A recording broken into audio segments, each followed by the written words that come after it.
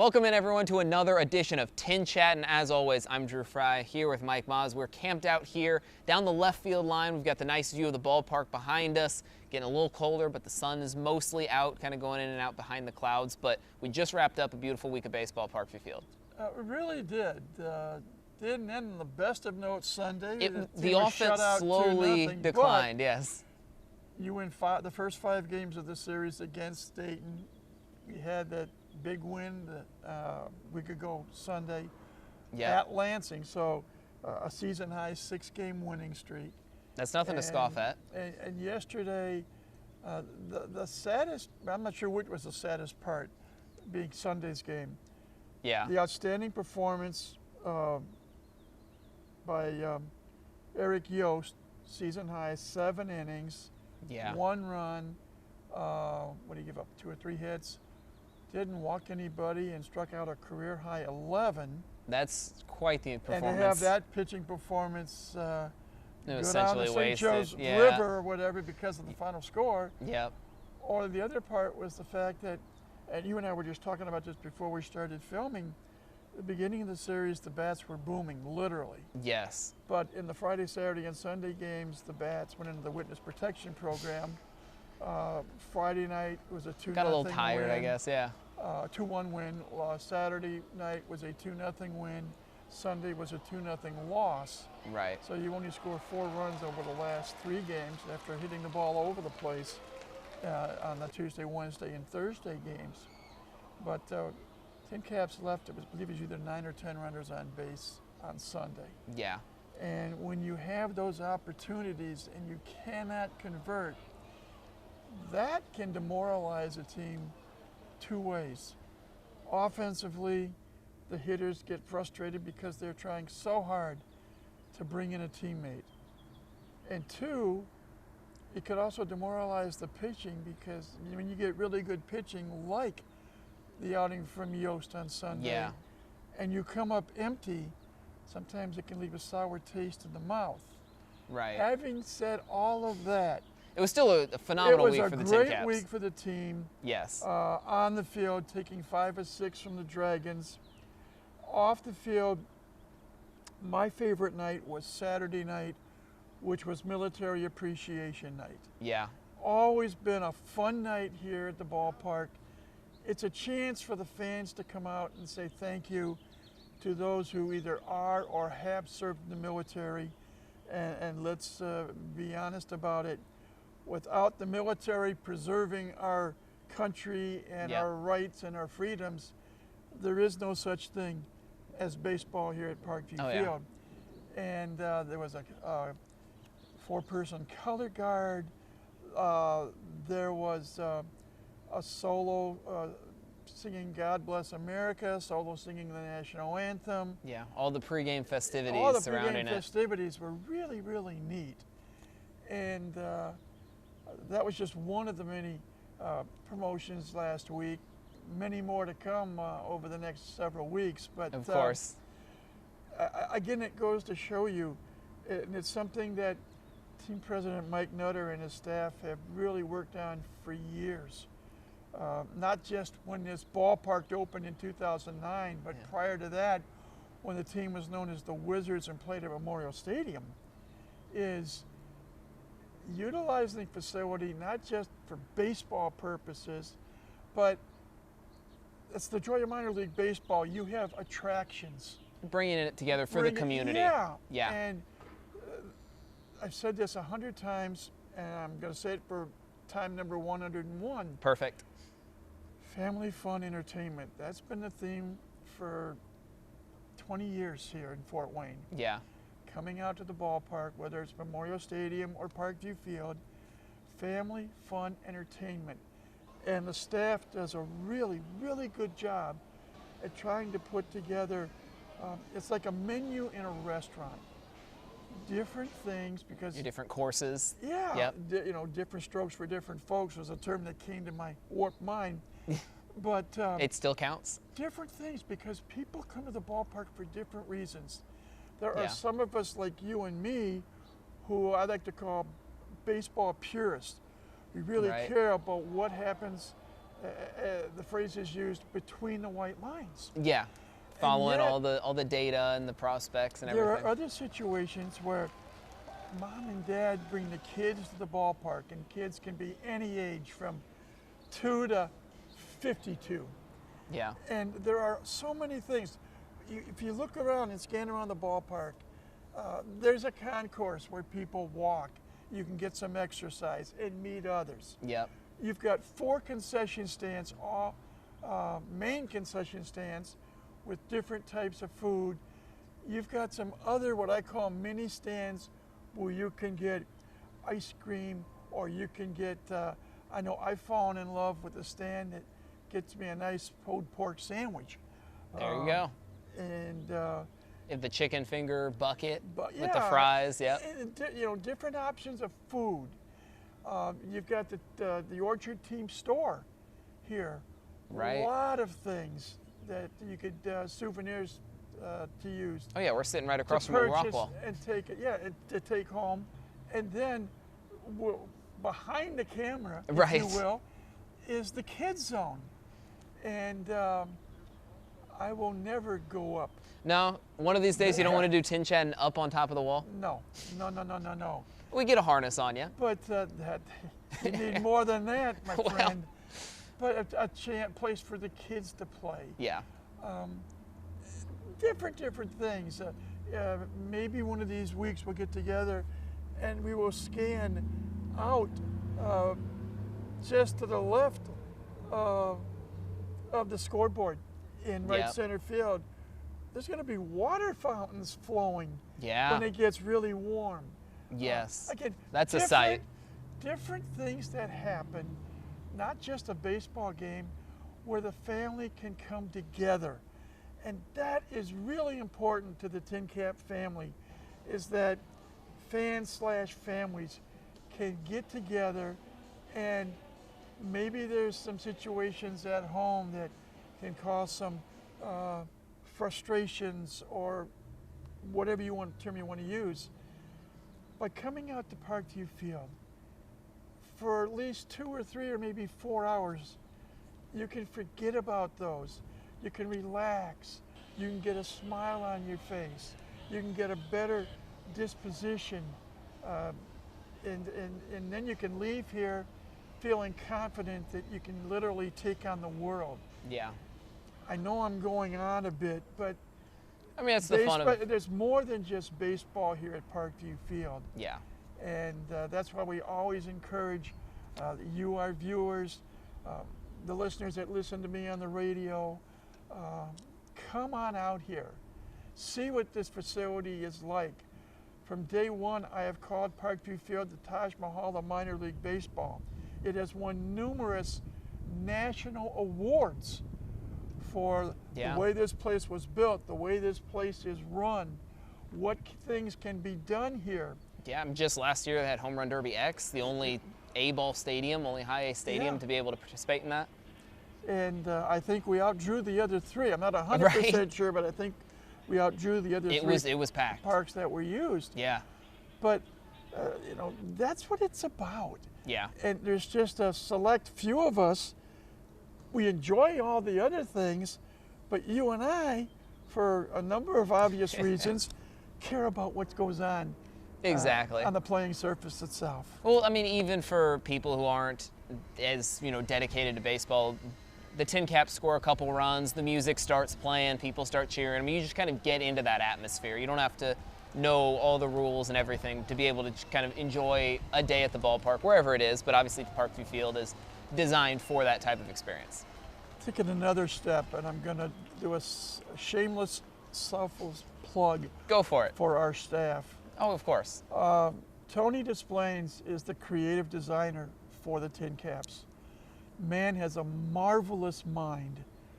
A lot of the specialty jerseys that you see on special nights, like Military Appreciation Night, opening night, Memorial Day, will be the 3rd of July this year. Right, this year we're moving up a day. But a number of events where special jerseys are created.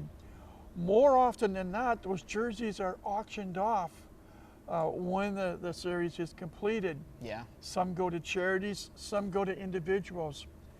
Tony's the mastermind behind the design of those jerseys. That's what he does with his left hand. With his right hand, if you ever come out to Parkview Field, listen to Tony sing "Take Me Out to the Ball Game" in the bottom of the 7th inning during the 7th inning stretch. Yep. The man is a marvel. And getting the entertainment, getting the people standing, yeah. that's just one person. There are so many other people. I could name, and I will name during the course of the summer, some of the other members of the staff that work extremely hard. I'll give you one other person. Yeah. Brenda Gibson works with the community, and one of the things that she does, we honor the Daisies, who Yes. played here in Fort Wayne so many years ago, and she really does what I call the grunt work, getting a hold of many of the survivors, trying to get some of the survivors that are still with us to come out and be honored by the fans for their contributions to not only the game of baseball, but the city of Fort Wayne. And, Morgan Olson, I'm getting ahead of myself now. Right. Morgan Olson works very closely with the players. Something that maybe you and I can talk about later in the season Yeah. is the players just don't come here to play baseball. They represent not only themselves, they represent the TinCaps, they represent the San Diego Padres. Of course. There's a lot of things behind the scenes that you folks never know happens. Yeah. Visiting schools, visiting retirement homes, visiting hospitals, among other things. Being a part of the community. Becoming part of the Fort Wayne community. And believe it or not, I know for a fact that when they visit a school, for example, Yeah. the faculty as well as the school children get a kick out of it.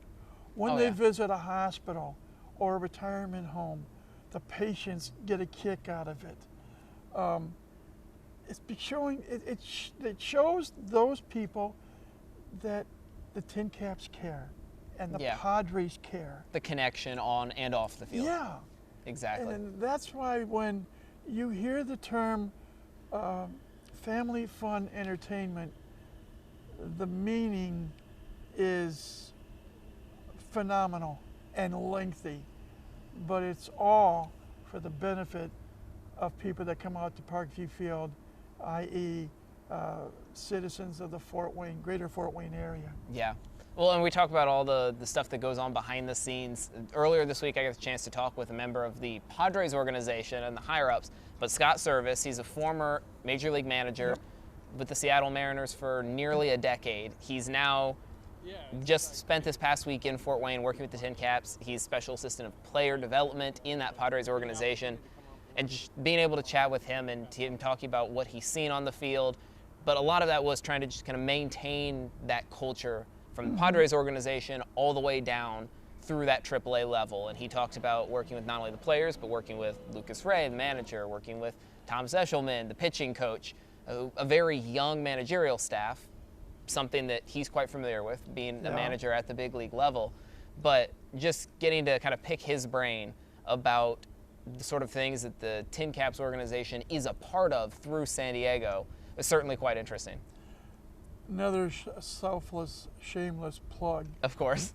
One of the things that I get to do on the radio broadcast is to have pregame interviews. Yeah. And earlier this week, I had a chance to speak with TinCap first baseman Ethan Long, Yes. who is a native of Arizona, Mesa Right. area.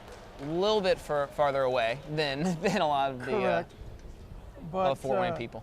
he ended up staying at home for college. He had an opportunity, and I asked him point blank this question: Yeah. was there any thought of going out of state to college?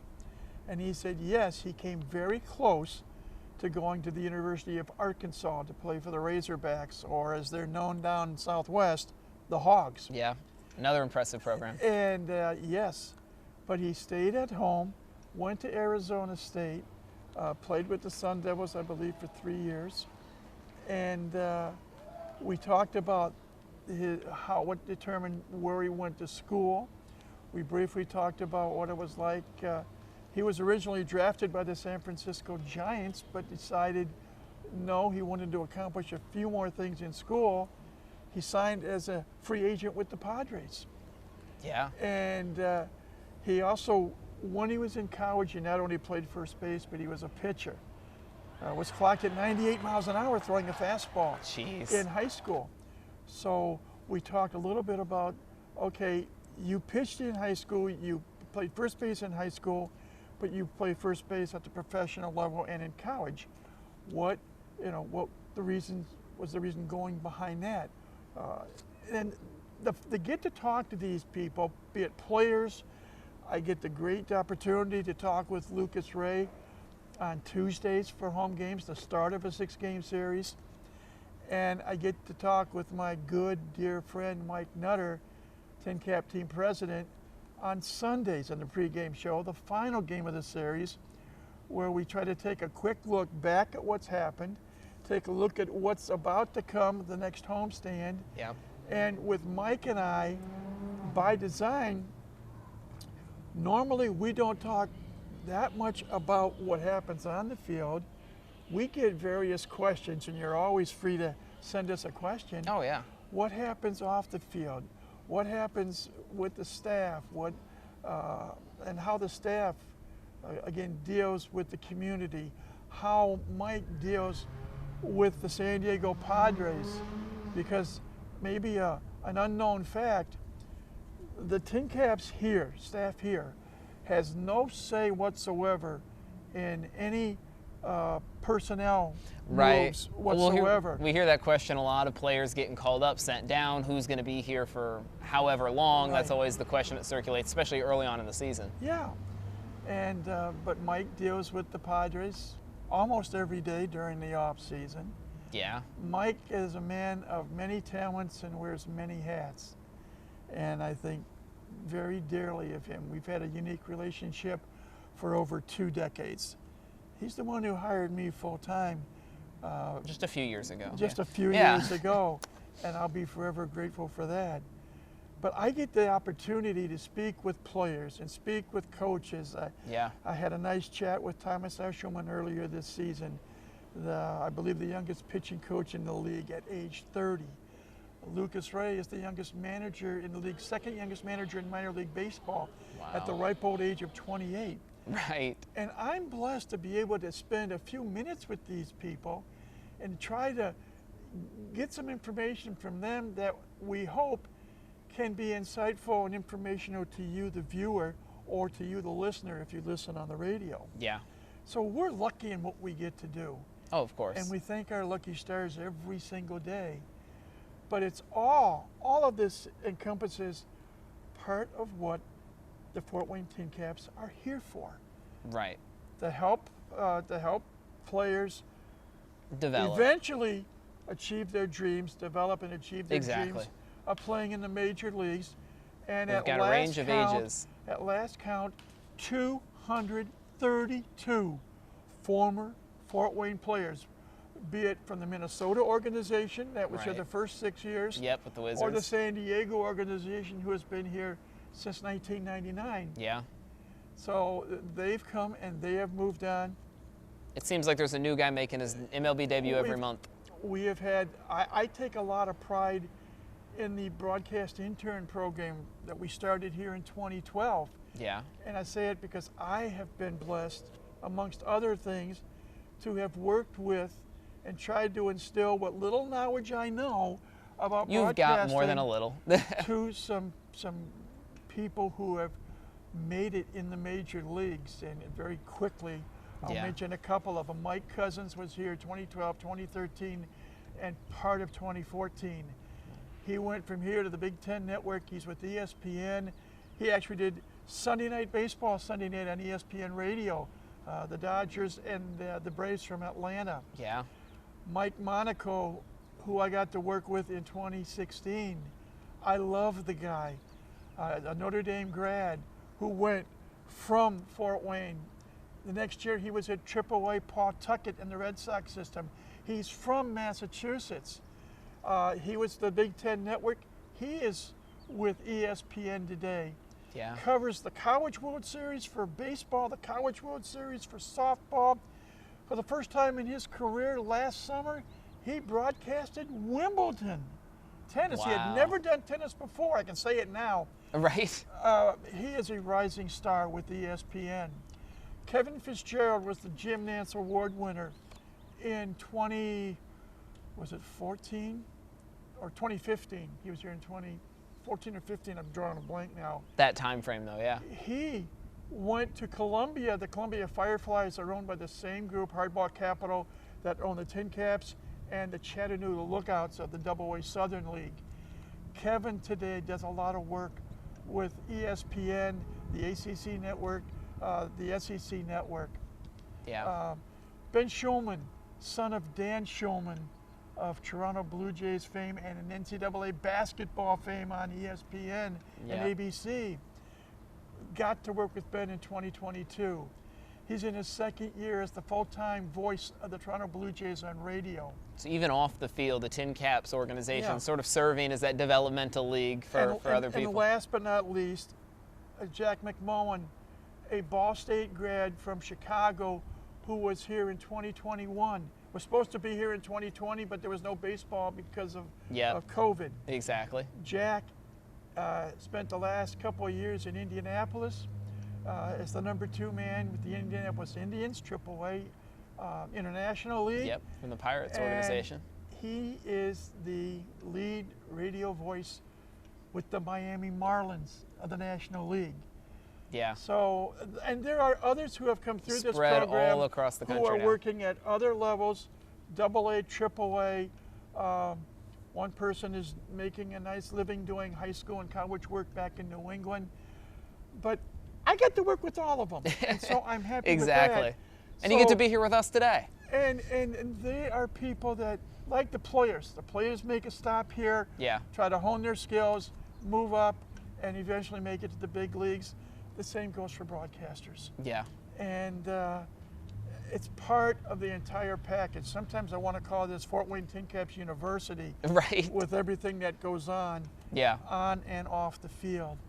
But yeah, well, some of those broadcasters, at least the current ones, making this trip to South Bend this upcoming week, talking about that series. Just obviously, we've kind of mentioned it earlier, but losing the final game on Sunday 2-0, it leaves a bit of a sour taste in the mouth. But it can't be forgotten, that 6-game win streak, that this TinCaps team is one of the hottest teams in the Midwest League right now. South Bend has had a rough start to the season. What should we be looking for when they take the field on Tuesday? Cubs have lost 9 of their last 10 entering play on Tuesday night. Yeah. But even though they have the worst won-loss record in the Midwest League, starting this week, 7 wins and 20 losses, they are an affiliate of the Chicago Cubs. They've got some decent players. And they've got some players who today are playing in Chicago. Yeah. And I'll give you one name who is really making a name for himself in the National League right now, Pete Crow Armstrong. He has been or PCA. unreal. He's playing a marvelous center field for the parent club in Chicago. He's shown all 5 tools this year. But he was in South Bend. Yeah. Amongst others. And the rivalry for many, many years, there was a trophy that went back and forth between the two South Indiana Bend and teams. Fort Wayne, whoever won the season series. Yeah, the Northern Indiana squads. I think South Bend got a little tired because, in all honesty, Fort Wayne got the better of the deal throughout the early parts of both franchises. Yeah. Now South Bend did make a run several years ago and made some improvements, but it's always a fun rivalry. These two teams, the TinCaps, have played South Bend more than any other team in the Midwest League. Makes sense. Over the years. And you can expect the unexpected. Right. One quick thought. TinCaps got jobbed in 2013. Had a perfect game going at South Bend with 2 outs in the bottom of the 9th inning. Oh, wow. 2-2 count on the batter.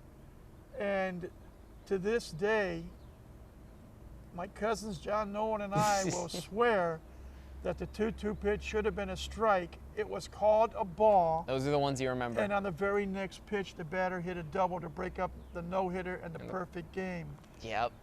Those will sting. TinCaps had a player that hit for the almost hit for the cycle in South Bend one year. Yeah.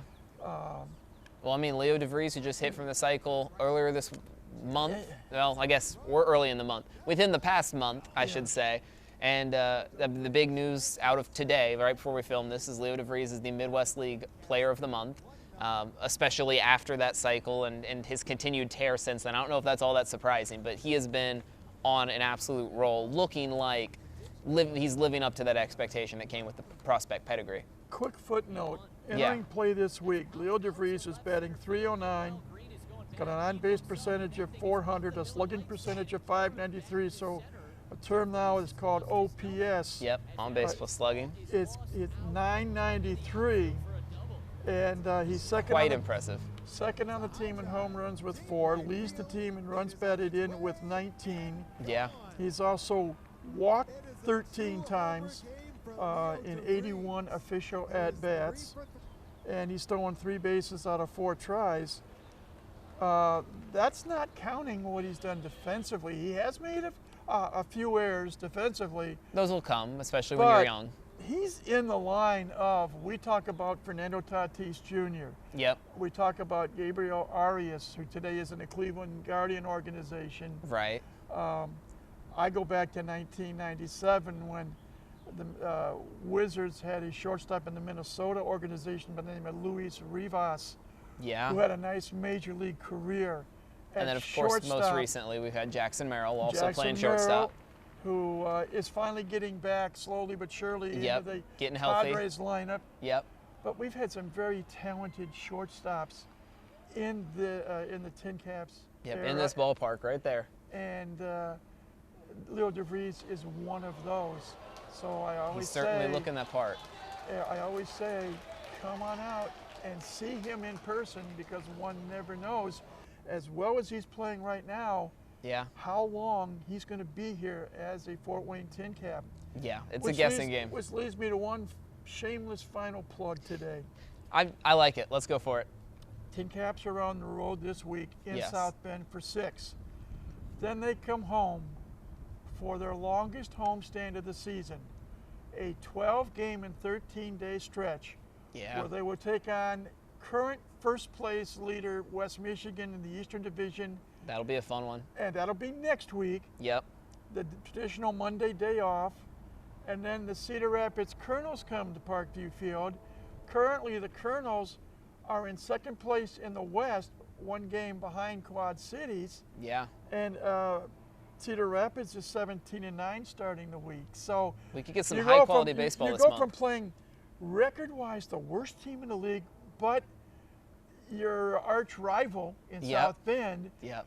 Then you play the best team in the East the next week and the second best team in the West the following week. And they could be the best in the West by then. Who knows? True. But again, you're going to have 12 opportunities to see DeVries and the rest of his TinCap teammates in person. So we encourage you to come on out and see the TinCaps, as we like to say, live and in person. Yep. After they come back from this trip to South Bend this coming week. Yeah. Well, let's go bring us to our question of the week. Last week it was about DeVries, how well he's been hitting. He still hit fairly well. This week we're going to turn our attention to the pitching. And we've discussed this. The pitching staff has had some very impressive performances as of late. One that stood out to me was the bullpen in one of the games last week, in which they threw, I believe, 6+ no-hit innings, retiring, I think we said, the final 16 batters of a game. And strikeouts galore. Tyson Neighbors has been dominating. Josh Mallett's has been doing well. We've got Huizy out there. I'm just starting to rattle off the top of my head. Morgan is pitching very well. 3 perfect innings, struck out 5 of the 9 batters he faced. Those strikeouts have been key, and that's been impressive to see on the mound. So that's where we get to our question, which is, between the starters and the relievers next week, which unit is going to have more strikeouts? Starters typically get the most innings, but you also run the risk of having a short outing. my vote is for the bullpen. Yeah. We have yet to have a starter go past 7 innings. We had Eric Yost on Sunday, went 7 innings for the first time, and he struck out 11. Yes, but I mean, you get to double-digit strikeouts in an outing like that. Yeah. That's going to swing the numbers. And Pinellas went earlier in the week, and he went 7 innings. And as a team, as a total team, Yeah. TinCaps start the week tied for 3rd most strikeouts in the Midwest League. Not too shabby. Trailing Dayton, ironically, who leads the league with 258 strikeouts. Yeah. And then you have Lake County with 247, the TinCaps and Beloit each with 246. So 246 strikeouts in 27 games, that's not all bad. Yeah. For each and every outing. So my vote is the bullpen. Your vote is? I want to go with the starters. One, To be I'm different. going to be different. But also, I just think the sheer volume is going to help, because when you have starters who are going, I mean, we've seen this out of the TinCaps lately. You have starters that are going 5, 6, a couple that just went 7 innings, and that's not super frequent in the minor leagues, but we're starting to see that a little more consistently with some of these guys, especially guys like Pinellas, who have been in Fort Wayne, Yost or Lowe, who have that experience. They're getting older, they're getting more experience at this level, and then they can go deeper in the games because of that. So I could see another outing where you get someone like Yost, who's going to strike out maybe 10 batters. I could see Pinellas going out there throwing 6 innings, striking out 7 or 8. The other thing, and I'm just glancing at some of the Midwest League statistics, I was looking at South Bend's numbers offensively. Yeah. As a team, they struck out 215 times. Believe it or not, that's the 4th lowest in the Midwest League. Wow. TinCaps have struck out 256 times, which, doing my quick, what I call Detroit math, Hey, it works. there's only 3 more teams that have struck out more than Fort Wayne. So you're picking the starters, I'm picking the bullpen, and let's see what happens over the next 6 games at Fort Wayne's Field in downtown South Bend. Exactly. So 6 games to go on the road. Then, as we've mentioned, we'll be back here. Obviously, we'll be back here next week, regardless. But then we'll be back here for much more TinCaps baseball in Parkview Field over the coming month. All right, that's going to do it for us this evening. But for Mike Moss, I am Drew Fry. We'll be back here next week. We'll see you then.